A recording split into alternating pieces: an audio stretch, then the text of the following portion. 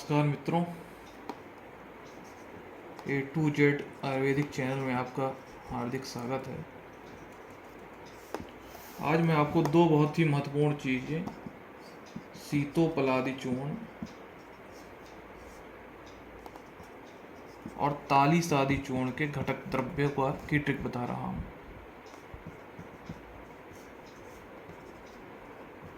तो इसे आप लोग ध्यान से समझिएगा, बहुत ही इम्पोर्टेंट है ये एग्जाम पॉइंट ऑफ व्यू से बहुत इम्पोर्टेंट क्वेश्चन है और बहुत बार पूछा जाता है कि सीतोपलादी में घटक द्रव्य क्या है, उनकी मात्रा क्या है, इसका उपयोग क्या है।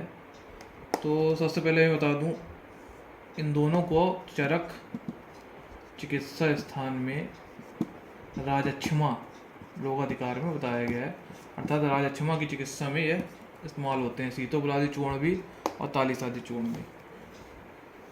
अब देखिए सीतोपलादी चूर्ण घटक द्रव्य क्या है। देखिए नाम में ही लिखा है सीतोपलादी, सीतोपलादी।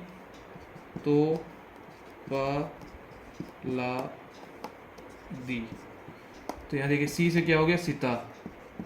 सीता यानी होता है मिश्री। तो से में ता लेना है तवाक्षीर। तवाक्षीर यानी होता है वंशलोचन। पा से लेना है हमें पिप्पली। ला से लेना है हमें इलायची, जिसे एला भी कहा जाता है, छोटी इलायची। और दी से हमें कदावड़ से दालचीनी। देखिए नाम से, सीतोपलादी के नाम में ही इसके घटक द्रव्य छुपे हुए हैं, तो उसे हमें पहचान लेना है। अब बारी आती है कि इनकी मात्रा क्या है, यही बड़ा रोचनीय है। देखिए तो हमें नीचे से स्टार्ट करना है। देखिए मात्रा याद करने का तरीका है नीचे से। यहाँ पर दालचीनी जो होती है वह 1 गुना होती है। और जस्ट जैसे श्लोक भी अगर आप पढ़ेंगे चरक चिकित्सा स्थान में, जो राजस्थान चिकित्सा में वर्णित है कि सीतोपलत्वच्छेरी पिपली बहुला त्वचा अंत्यात ऊर्ध्वं द्विगुणतम, यानी अंत्यात ऊर्ध्वं द्विगुणतम। जैसे आप नीचे से अंत से ऊर्ध्व जाएंगे, नीचे से ऊपर की ओर जाएंगे, तो यह 2 गुना होती जाएगी। जैसे तो हमें जैसे पिपली हमने, दालचीनी हमने कितना लिया है, 1 गुना, तो एला इसकी 2 गुना हो जाएगी। पिपली फिर 2 दूनी 4 गुना हो जाएगी। तवाक्षीर वंशलोचन 8 गुना हो जाएगा। और मिश्री जो है 16 गुना हो जाएगा। तो देखिए अंत्यात ऊर्ध्वं द्विगुणतम और लेह छौ से। और इसका जो वर्णन किया काहे से हमको करना है, इसका लेहन कर्म करना है हमें, यानी इसको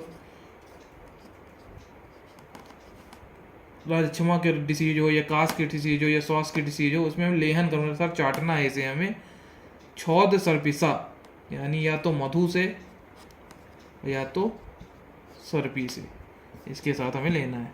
अगर कफ की बीमारी है तो मधु के साथ श्रेष्ठ है, और कफ पित्त की बीमारी है, कफ पित्तज अगर श्वास है या कास है, तो हमें सर्पी के साथ इसका सेवन करना है। तो इस प्रकार आप सीतोपलादी चूर्ण के घटक द्रव्य उसके नाम से ही याद कर सकते हैं। अब आते हैं इसी प्रकार तालीसादी। देखिए और दोनों को मुख्य में बता दो, सीतोपलादी चूर्ण को अधिकतर हम आर्द्र काश में इस्तेमाल करते हैं। आर्द्र काश मतलब वेट कफ, जिसमें खांसी के साथ कफ भी आ रहा है। और तालीसादी चूर्ण को हम शुष्क काश में इस्तेमाल करते हैं। शुष्क का मतलब यानी ड्राई कफ, है ना, ड्राई कफ जिसमें सूखी खांसी आती है। अब देखिए इसके घटक याद करने का क्या तरीका है। तो इसको याद करने का तरीका है सिंपल, यही कंटेंट है, बस थोड़ा सा चेंज है। यहाँ हो जाएगा तमसो, तमसो सीतोपलादी, तमसो सीतोपलादी ना। तो पहले मैं बता दूं, ये तो आपको पता ही है, सीतोपलादी जो यहाँ लिखा हुआ यही कंटेंट है पूरे। और तमसो से मतलब ता से है 43 पत्र है, माँ से इसमें मरीच है, और सो से इसमें सोंठ है। और सीतोपलादी आपको पता ही है, सीता, तवाक्षीर, पिपली, ला से एला, दी से दालचीनी। तो बस 3 कंटेंट ये सीतोपलादी से एक्स्ट्रा हो जाते हैं, तो तालीसादी चूर्ण बन जाता है। अब हमें याद कैसे करना है, तो इसका श्लोक जो लिखा हुआ वर्णित है कि 43 पत्रम मरिचम नागरम, सोंठ को नागर भी कहते हैं, 43 पत्रम मरिचम नागरम पिपली सुबह यथोत्तम भाग वर्ध्यत्व केला च अर्धभागी के, अर्थात इसमें कम सा भाग वृद्धि होती है। तो हमें ये अगर ट्रिक से याद करना है आपको तो इस प्रकार से 3 भागों में डिवाइड कर लीजिए आप इसे। ये एक भाग ही नीचे की हो तो इसमें भी नीचे से स्टार्ट करना है ना। तो यहाँ से देखिए जो दालचीनी है और एला है, इलायची है, यह आधा आधा भाग लेना है हमें, यानी आधा आधा पार्ट होना चाहिए, है ना। अब फिर आधा के बाद क्या हो जाएगा, 1 पार्ट। अब यहाँ पर तालीस 1 पार्ट, मरीच 2 पार्ट, फिर ये 3 पार्ट, है ना। तो आधा हो गया, ये दोनों आधे आधे पार्ट लेना है हमें, क्योंकि श्लोक में क्या लिखा है, त्वगेले च अर्धभागे। त्वक मतलब दालचीनी होता है, त्वक, इसे त्वक भी इसका पर्याय है। एला च अर्धभागे के, आधा भाग ही लिखा है, तो हाफ हाफ पार्ट लेना है। फिर आप ऊपर से आ जाइए 1 2 3, फिर हमने जो डिवीजन किया था, फिर आ जाइए पिपली में 3 के बाद क्या आ जाएगा, ये 4 पार्ट यहाँ पर और ये 5 पार्ट। अब क्या श्लोक में लिखा है, आप सीता देखिए, क्या है सबसे लास्ट में ही मिलाई जाती है, दोनों में सीता क्या, सीतोपलादी में भी सीता है, मतलब मिस्री है, और तालीस आदि में भी है।